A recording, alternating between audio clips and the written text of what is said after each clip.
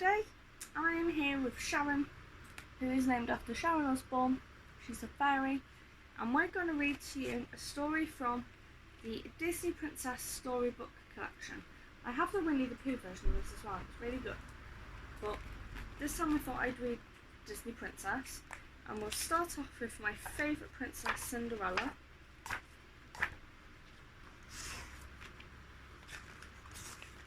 The story is called Cinderella and the Lost Mice.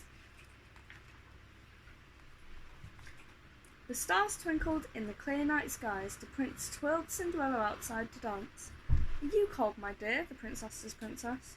"Just a bit." Smiling, the prince reached for a box he had hidden under the bench. Inside was a beautiful winter coat. "Oh, it's simply lovely," Cinderella exclaimed. "Thank you." The next morning, Cinderella showed her coat to Susie the mouse. "Isn't the prince kind to me?" she said. "Nice, nice," Susie nodded, and nuzzled the warm coat. Cinderella didn't notice that Susie had just come in from the cold. The tiny mouse was shivering even though the room was warm.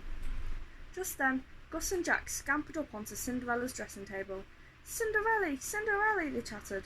Cinderella didn't hear them as she rushed off to meet the prince. She didn't know that they were cold too. Soon, several cold and shivering mice entered the room. They sat in front of the fire until their teeth stopped chattering. The poor mice had spent the night in the freezing attic. They hoped Cinderella would let them stay in her warm room, but there was a problem. "Shoo! Shoo!" The cruel housekeeper barged into the room and began chasing the mice.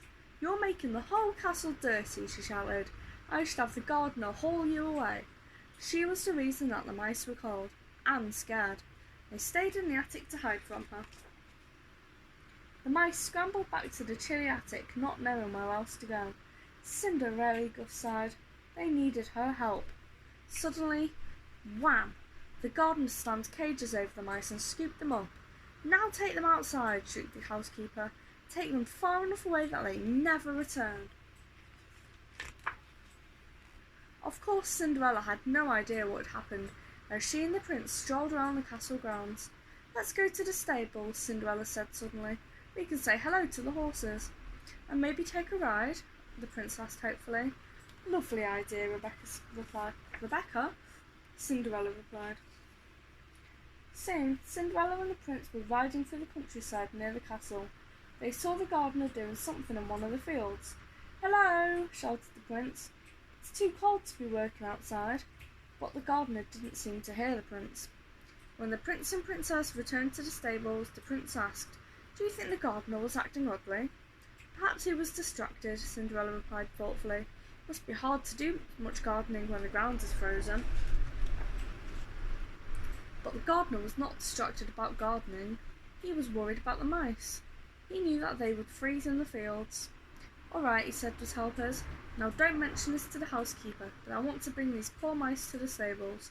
So they took the grateful mice to their new home and even fed them.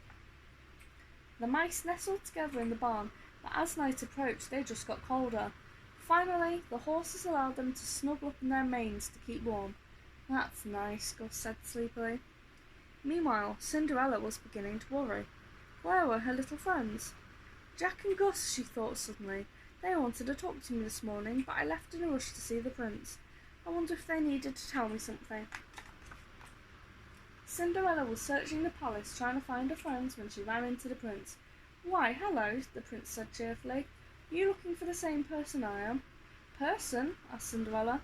"Why, no, I'm looking for the mice." "Ah," said the prince, "and I am looking for the housekeeper who apparently threw them out of the castle today. She said they were dirty." "Dirty? Oh no," Cinderella cried. "They're not dirty, and besides, they'll freeze outside." "Don't worry, my dear. The mice have found a new friend." The prince then told Cinderella about the gardener and what he had done. Together, Cinderella and the prince went to the stables where they found and thanked the gardener.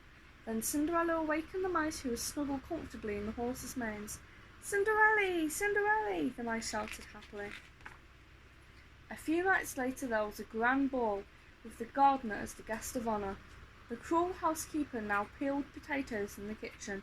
She would not be bothering the mice again. Meanwhile, the mice celebrated with a banquet of their own, and as for the horses, they got extra apples all round. The end.